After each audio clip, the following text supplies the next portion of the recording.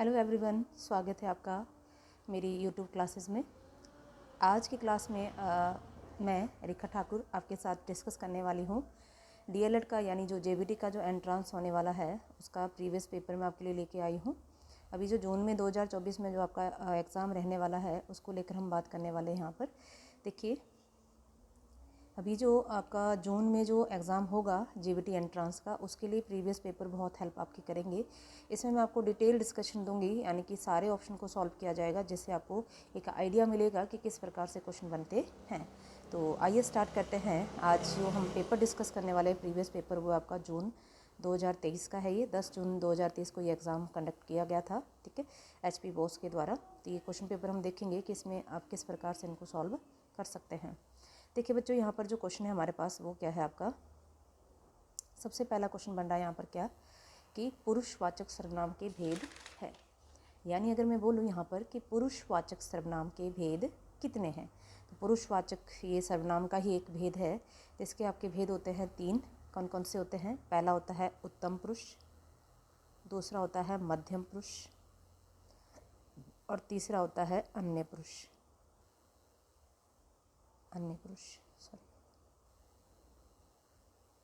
ठीक है। उत्तम में आता है जैसे मुझसे जुड़ी चीज़ें, मैं, हम, हमारा, ठीक है।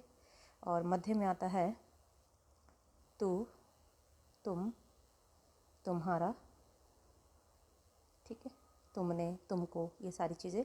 अन्य में आएगा यह, वह, वे, है ना, ये सारी चीज़ें अन्य पुरुष में आती है।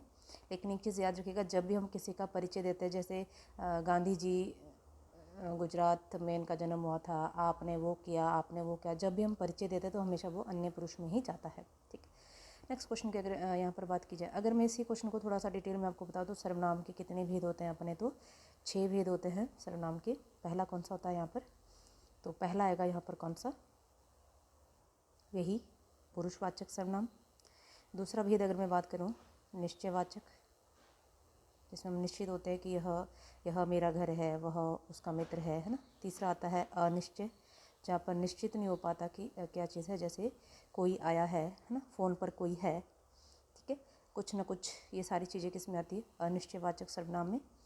चौथा भेद इसका क्या बनेगा आपका, जैसे संबंधवाचक, संबंध में जो बोएगा सो काटेगा, जिसकी लाठी उसकी भैंस, जिसकी और उसकी, इसका यहाँ पर रिलेशन बता रहा है। और नंबर 5 यहाँ पर देखें तो प्रश्नवाचक, आप कौन है ना, आप क्या करते हो, उसको हम क्या बोलेंगे, प्रश्नवाचक सर्वनाम।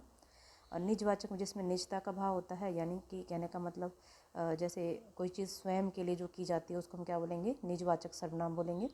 जैसे मैं अपना खाना अपने आप बना लूँगा, है ना, मैं अपना खाना अपने आप ले लूँगा, या मैं अपने कपड़े अपने आप धो लूँगा। तो जहाँ पर स्वयं की बात की जाती है वहाँ पर निजवाचक सर्वनाम का प्रयोग किया जाता है, ठीक है।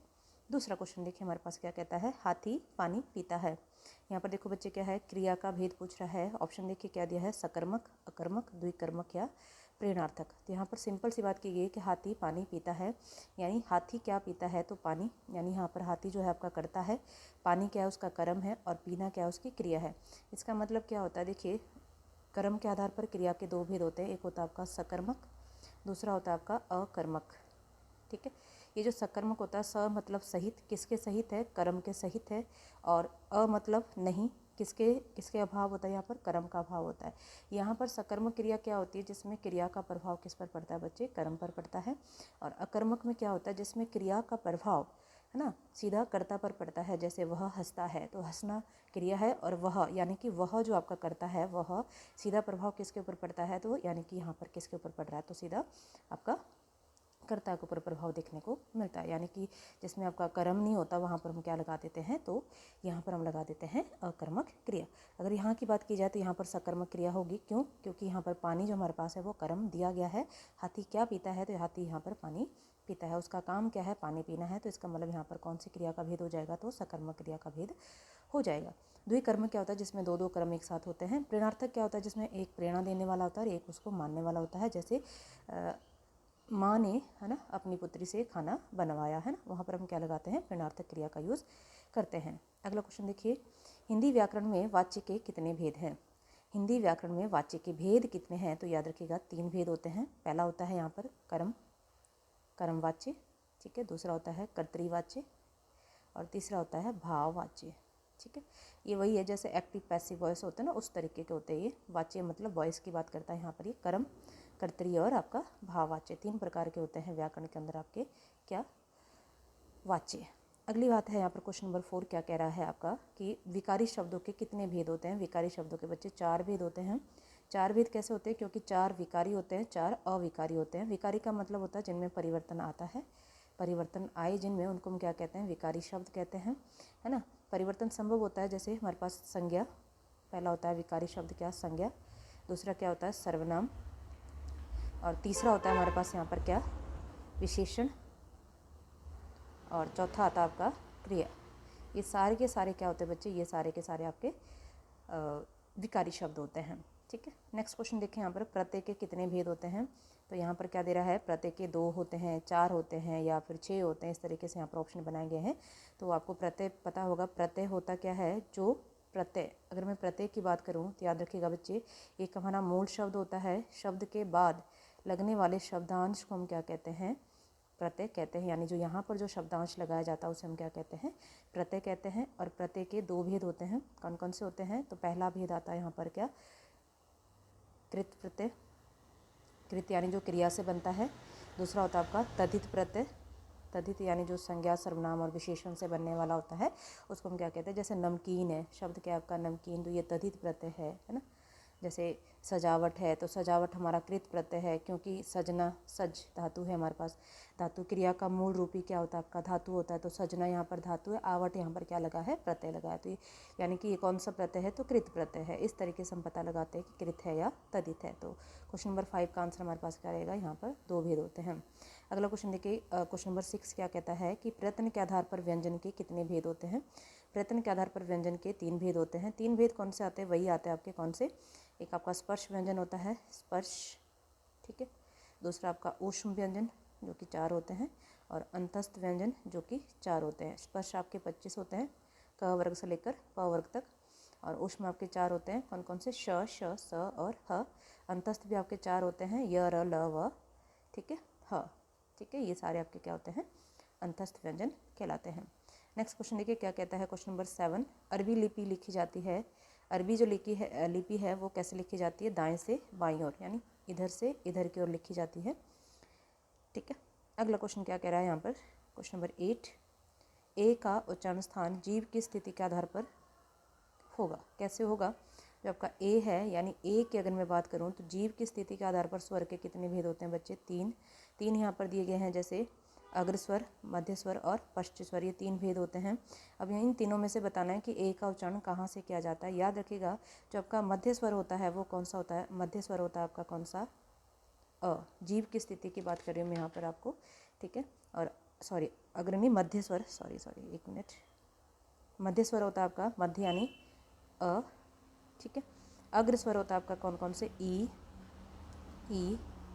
ए, आई और री, ये सारे के सारे अग्र स्वर होते हैं। यहाँ पर जिन्होंने आंसर दिया है वो गलत दिया है, ये पश्च स्वर नहीं आएगा, क्योंकि पश्च में आपके क्या आएंगे, जीव की स्थिति के आधार पर आ, उ, ओ और औ, ठीक है, ये आएंगे यहाँ पर। तो यानी यहाँ का जो आंसर बनने वाला आपका वो क्या बनेगा आपका, तो अग्र स्वर यहाँ पर आएगा। ठीक है, जीव की स्थिति के आधार पर जो ए का उच्चारण है वो कहाँ से किया जाता है बच्चे, तो ये आपका अग्र स्वर से ही इसका उच्चारण स्थान बनेगा। जीव की स्थिति की बात कर रहा है, ठीक है, उसके हिसाब से। अगला क्वेश्चन क्या कह रहा है, देखिए, गई शब्द का ध्वनि योग है। गई शब्द का ध्वनि योग कैसे होगा, यानी विच्छेद किया गया, यहाँ पर वर्ण विच्छेद यहाँ पर बनाया गया है। देखिए कैसे, ग ई, यानी कि ध्वनि योग कैसे बनेगा इसका, ग अ ई, ये तो नहीं बनेगा क्योंकि ग हलंत होना चाहिए था। ग आ तो नहीं आएगा, ठीक है। ये आ गया इसका कौन सा, ग हलंत है, और आपका ई बड़ा है तो अ इधर आ जाएगा, और ये आपका इधर आ जाएगा, ठीक है। तो ये इसका राइट आंसर हो जाएगा option number C. Next question क्या कह रहा है, क्वेश्चन नंबर 10,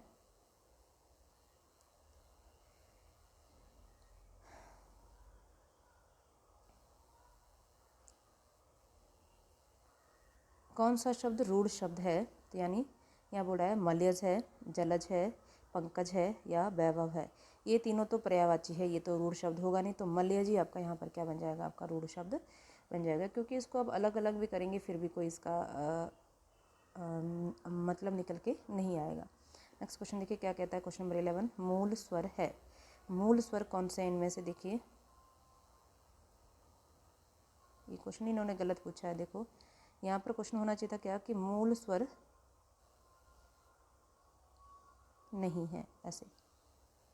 देखिए क्वेश्चन गलत पूछा गया, मूल स्वर है, ये क्वेश्चन आपका गलत दिया गया था, क्योंकि देखिए अ, आई, उ, ई, मूल स्वर हमारे पास 4 होते हैं, अ, ठीक है, उ, ई और री, ये आपके 4 मूल स्वर थे यहाँ पर। तो इसका ये भी नहीं होगा और ए भी नहीं आएगा, क्योंकि ये तो मूल स्वर नहीं है। इसमें हमारे पास 2 मूल स्वर दिए गए हैं और 2 आपके दूसरे स्वर दिए गए हैं, तो जो कि इसमें शामिल नहीं होगा। ये क्वेश्चन ही आपका गलत है। याद रखिएगा मूल स्वर केवल 4 होते हैं, अ, उ, ई और री, ठीक है, 4 आपने याद रखने हैं। शुद्ध वर्तनी का चयन कीजिए। देखो बावर्ची दिया गया है यहाँ पर, बावर्ची कैसे लिखा जाएगा, बहुत ही आसान है क्वेश्चन। देखिए कैसे बनेगा, यहाँ पर बावर्ची कैसे दिया गया है, बावर्ची, बावर्ची कैसे लिखा जाएगा, बावर्ची, बावर्ची, इस तरीके से लिखा जाएगा बावर्ची, ठीक है। नेक्स्ट क्वेश्चन देखिए क्या कहता है, क्वेश्चन नंबर 13। देखो पहला ही इन्होंने एक पहला चैप्टर बहुत अच्छे से इन्होंने उठा रखा है, वर्ण विचार वाला। अगर आपको पहला चैप्टर बहुत अच्छे से आता है ना, वर्णमाला वाला, तो आपके बहुत सारे क्वेश्चन यहाँ पर अटैम्प्ट होने वाले हैं। देखिए व का उच्चारण स्थान बताइए। व का होता है दंतोष्ठ, व और फ, 2 वर्ण ऐसे होते हैं जो दंतोष्ठ जिनका उच्चारण स्थान किया जाता है। ओष्ठी आपका प वर्ग आता है ओष्ठ से, और आपका उ और ऊ, ठीक है। कंठोष्ठ से क्या आता है, कंठ और ओष्ठ से, कंठ यानी कि जिसका उच्चारण हम कंठ से भी करते हैं, जो कंठ और ओष्ठ दोनों से मिलकर बना होता है यहाँ पर। तो एक तो आपका ओ औ कैसे बनता है, अ और ओ को मिलाकर बनता है ये, तो यानी कंठोष्ठ आपके 2 हो जाएंगे, कौन कौन से, ओ और औ, ठीक है। दंते आपको मालूम है, दंते यानी त वर्ग आएगा, और ल आएगा और स आएगा दंत से, ठीक है। नेक्स्ट क्वेश्चन देखिए क्या कहता है, क्वेश्चन नंबर 14, सन्मति का सही संधि विच्छेद क्या बनेगा। याद रखिएगा जब भी डबल डबल पंचमाक्षर होते हैं तो आगे वाले को हम त में बना देते हैं, सन्मति। देखो ये हमारे पास सन्मति दिया गया है, तो ये डबल जब पंचमाक्षर होता है तो जो आगे वाला जो वर्ण होता है वो अपने ही पहले वर्ग में चेंज हो जाता है। जैसे न किस वर्ग का है, तो ये त वर्ग का है, त थ द ध न, यानी जो ये न होगा ये त में बदल जाएगा, तो क्या बनेगा, सत धन मति। तो यहाँ पर राइट आंसर आपका हो जाएगा डी। नेक्स्ट क्वेश्चन देखिए क्या कहता है, अर्थ के आधार पर शब्द के कितने भेद होते हैं। तो यहाँ पर राइट आंसर आपका हो जाएगा 2, क्योंकि सार्थक और दूसरा होता है निरर्थक। अर्थ के आधार पर शब्द के 2 भेद होते हैं, सार्थक और निरर्थक। अगला क्वेश्चन देखिए, क्वेश्चन नंबर 16, शुद्ध वर्तनी जरूर पढ़ के जाइएगा। देखिए शुद्ध अशुद्ध शब्द छांटिए। अशुद्ध शब्द देखिए कहीं ना कहीं यहाँ पर कृपया भी गलत लिखा गया है, कृपया, क्योंकि कृपया में पूरा प आता है, ठीक है। चिन्ह यहाँ पर सही लिखा गया है, गुरु भी ठीक है, और उज्ज्वल बिल्कुल ही गलत लग रहा है। तो यहाँ पर जो राइट आंसर इनके हिसाब से हम चलेंगे किस पे, तो हमारा जो राइट आंसर यहाँ पर बनने वाला है वो आपका क्या, डी। लेकिन कृपया का भी आप ध्यान रखें, कृपया ऐसे भी लिखा जाता है कृपया, तो आप ध्यान रखें कृपया को हम ऐसे लिखते हैं। तो यहाँ पर 2 ऑप्शन हमारे पास गलत दिए गए हैं, तो यानी उज्ज्वल सबसे ज़्यादा गलत है, क्योंकि उज्ज्वल में दोनों जो कैसे आते हैं, आधे आधे आएंगे। तो यहाँ पर सटीक आंसर हमारा अशुद्ध शब्द के लिए बनेगा कौन सा, आपका तो डी ऑप्शन, ठीक है। नेक्स्ट क्वेश्चन देखिए, विद्यार्थी शब्द है। विद्यार्थी शब्द कैसा है बच्चे, विद्यार्थी में संधि है। देखो विद्या धन अर्थी से बना है ये, यानी विद्या की अर्थी यानी चाह रखने वाला। तो यहाँ पर संधि से बना है, तो संधि के मेल को हम क्या, जो संधि के मेल से बनते हैं उनको हम क्या बोलते हैं, यौगिक शब्द बोलते हैं। मैंने आपको लास्ट क्लास में भी बताया था कि जो यौगिक शब्द होते हैं वो क्या होते हैं, जिनमें संधि का प्रयोग हो, जिनमें समास का प्रयोग हो, समास में बहुव्रीहि को छोड़कर, जिनमें उपसर्ग का प्रयोग हो, वो सारे क्या होते हैं, जिनमें प्रत्यय का प्रयोग हो, वो सभी क्या होते हैं बच्चे, वो सभी आपके यौगिक शब्द कहलाते हैं। रूढ़ आपको पता है, रूढ़ शब्द कौन से होते हैं, जो मूल शब्द होते हैं, और जो योग रूढ़ होते हैं वो यानी बहुव्रीहि शब्द वाले सारे के सारे योग रूढ़ होते हैं। संकर आपको मालूम है, संकर शब्द क्या होते हैं, जो 2 भिन्न भिन्न भाषाओं से मिलकर बने होते हैं, जैसे रेलगाड़ी वगैरह है ना, इस तरीके के शब्द क्या होते हैं आपके, संकर शब्द यहाँ पर कहलाते हैं। क्वेश्चन नंबर 18 देखिएगा क्या पूछ रहा है, सावधानी शब्द में प्रयुक्त प्रत्यय कौन सा है। देखो कितना इजी क्वेश्चन बहुत बना रखा है ये पेपर, इन्होंने बहुत ही कम मतलब बहुत ही कम इन्होंने चैप्टर्स उठाए और उनमें से बहुत ज़्यादा क्वेश्चन यहाँ पर बना दिए। तो सावधानी यानी सावधान यहाँ पर मूल शब्द है सावधान, और पीछे लगा दिया गया है कौन सी ई लगा दिया गया है, तो यानी सावधानी बड़ी ई यहाँ पर आएगा। तो ऑप्शन नंबर डी इसका सही आंसर हो जाएगा। अगला क्वेश्चन देखिए क्या कह रहा है, संज्ञा शब्द के स्थान पर प्रयुक्त होने वाले शब्द को क्या कहते हैं। देखो कितना लड्डू क्वेश्चन यहाँ पर दिया गया है। संज्ञा के स्थान पर क्या यूज़ होता है, तो सर्वनाम का प्रयोग करते हैं हम लोग, है ना। विशेषण क्या होता है, विशेषण जो संज्ञा और सर्वनाम की विशेषता बताता है। क्रिया आपको पता ही है ना, कार्य करने को हम क्या कहते हैं, क्रिया, ठीक है। कार्य के होने को भी क्रिया कहा जाता है और कार्य करने को भी क्रिया कहा जाता है, और जो क्रिया की विशेषता बताए उसे हम क्या कहते हैं, क्रिया विशेषण कहा जाता है। नेक्स्ट क्वेश्चन देखिए 20, आत्मा शब्द का तद्भव रूप क्या होगा। आत्मा, आत्मा शब्द का देखिए ना तो स्वयं होता है ना आत्मसात होता है। आप यानी आत्मा मतलब आप यानी अपने आप को कह रहा है, तो ये यहाँ पर आपका आंसर हो जाएगा सी। अगला क्वेश्चन देखिए क्या कहता है, ऑप्शन नंबर डी इसका सी इसका सही हो जाएगा। 21 देखिए क्या कह रहा है, शब्दों में कौन सा शब्द क्रिया है। तो बहुत आसान है ये, क्योंकि धोना पहले पता चल रहा है, धोना यहाँ पर क्रिया होता है, क्योंकि धातु संस्कृत का मूल रूप हुआ करता था, उसमें जब ना प्रत्यय जुड़ता है तो वो क्रिया का रूप बन जाता है। तो यहाँ पर सीधा सीधा आपको दिख रहा है धोना, ठीक है। दौड़ भी नहीं है और बुनाई भी नहीं है, हंसी भी नहीं आएगा, क्योंकि आपका यहाँ पर साफ साफ जो क्रिया शब्द दिया गया वो आपका क्या है, धोना। अगला क्वेश्चन देखिए क्या कह रहा है, दो शब्दों के योग से जोड़ा बनाने वाले शब्द क्या कहलाते हैं। ये तो वही क्वेश्चन है जो मैंने कल भी रिपीट किया था। देखो पुराने पेपर जरूर पड़ेगा, 2021 में ये क्वेश्चन पूछा गया था और 2023 में दोबारा रिपीट हुआ है। तो आप ध्यान रखें कि पुराने क्वेश्चन जरूर रिपीट होते हैं बच्चे, तो इनको आप थोड़ा सा अच्छे से ध्यान रखिएगा। उसको कहते हैं हम लोग क्या, युग्म। जो दो शब्दों के योग से जोड़ा बनता है उसे हम क्या कहते हैं, युग्म कहते हैं। निर्धन शब्द का स्त्रीलिंग क्या होगा, निर्धनी होगा, निर्धना होगा, निर्धनी होगा या निर्धाना होगा। ये तो गलत ही है सारे के सारे। अगर कहीं ना कहीं ये वाला हमारा निर्धन शब्द का स्त्रीलिंग बनेगा। वैसे तो निर्धन का निर्धनी सही रहता है, लेकिन यहाँ पर निर्धाना इस ऑप्शन के हिसाब से हम निर्धना को चूज कर सकते हैं, ना तो निर्धनी बनेगा। निर्धना कहीं ना कहीं क्योंकि आ प्रत्यय जब लग जाता तो स्त्री का वाचक बन जाता है वो थोड़ा सा, तो यानी यहाँ पर अब देखिए तो क्या बनेगा, निर्धना यहाँ पर आपका सही आंसर हो जाएगा। वाक्य के कितने अंग होते हैं, वाक्य के दो अंग होते हैं। कौन कौन से होते हैं वाक्य के अंग, एक होता है आपका उद्देश्य और दूसरा होता है आपका विधेय, ठीक है। उद्देश्य और विधेय ये वाक्य के अंग होते हैं, ठीक है। उद्देश्य आपका कर्ता आता है और जो क्रिया और कर्म होता है वो आपका विधेय होता है। अगला क्वेश्चन देखिए, लास्ट क्वेश्चन है इसका, कारक के कितने भेद होते हैं। तो कारक के बच्चे 8 भेद होते हैं। मैं आपको सारे के सारे बता देती हूँ। कारक के कुछ प्रसर्ग भी होते हैं। सबसे पहला यहाँ पर ले सकते हैं आप कर्ता, इसका प्रसर्ग होता है ने, जिससे हम ने से हम पता लगाते हैं कि कर्ता इसमें यूज हुआ है। दूसरा होता है यहाँ पर कर्म, कर्म को, ठीक है। तीसरा होता है करण से या के द्वारा, इसका प्रसर्ग होता है, कर्ता ने कर्म को करण से।